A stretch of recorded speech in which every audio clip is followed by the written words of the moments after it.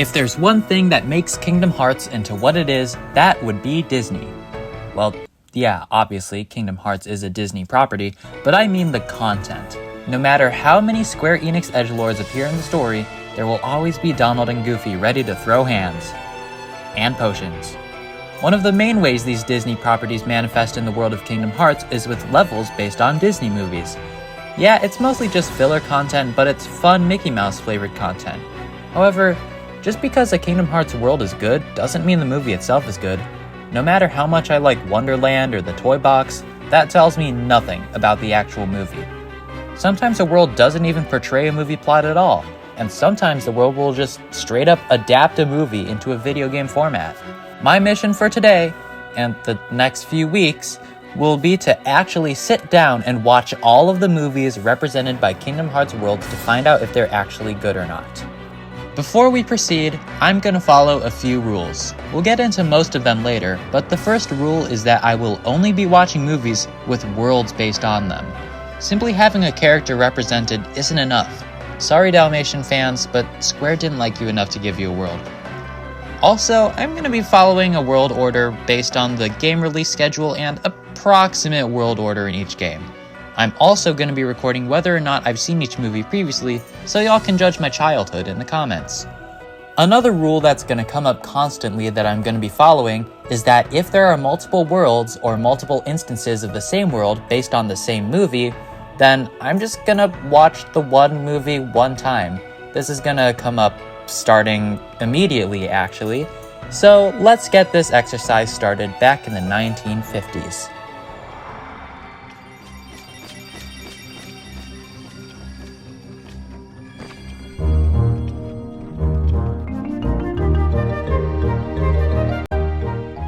If I was in the 1950s, this is what I would imagine being on acid would be like. This movie is mostly an episodic adventure through Wonderland, with Alice going through various segments like the Tea Party and the Queen's Court, while trying to follow the White Rabbit and find her way home. This movie basically has no plot, as it's mostly focused on portraying the scenes from the original books that the movie's based on, being Alice's adventures in Wonderland and Through the Looking Glass, both by Lewis Carroll. I really liked this one growing up because of how weird it is, but watching it a decade later does not make it make any more sense. The absence of an overarching plot is honestly a blessing and a curse to this movie. It lets it be as weird as it wants to be, but there's not much glue holding the movie together. For example, one of the most iconic parts of the movie that actually brings all the characters from previous segments in is the segment with the Queen of Hearts, which is locked to the last 10 minutes of the movie. It's still a good movie, but it's mostly incomprehensible, which is obviously the goal of it. It's a fun short story, but nothing too substantial. It does the job.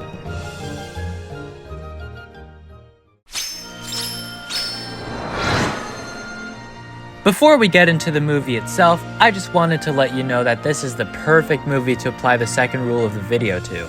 Yeah, Wonderland appears in 5 games, but Olympus Coliseum is in damn near every game. It's in 1, Chain of Memories, Days 2, Coded, Birth by Sleep, Union Cross, Dark Road, and 3, this time as Olympus. I'm not watching this movie 8 times, 3 maybe, but not 8. With that being said, I love this movie. Episodic story format aside, this movie is fantastic. It has great animation, great voice acting, and amazing music. Gospel was a great genre decision for the soundtrack. Its characters are really great too. Hades is the perfect Disney villain. Cocky, funny, with great voice acting that was even carried over into the game. Really, all that's missing is a villain song, but the other music makes up for it. Hercules is the cliche zero to hero protagonist, which, yeah, he's a shonen boy, but he's still really fun, and also way stronger than he is in the games. Its dull story structure is kind of a detriment when you rewatch it, and it's not accurate at all to the mythology, but this movie is still a really fun time. If only it had some more Square Enix edgelords.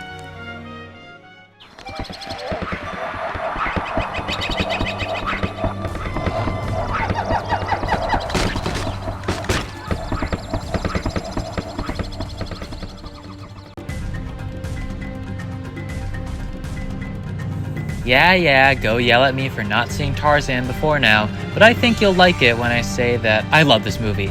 It's not a traditional Disney movie per se, and by that I mean it's not really a musical, besides Phil Collins and his maxed out reverb.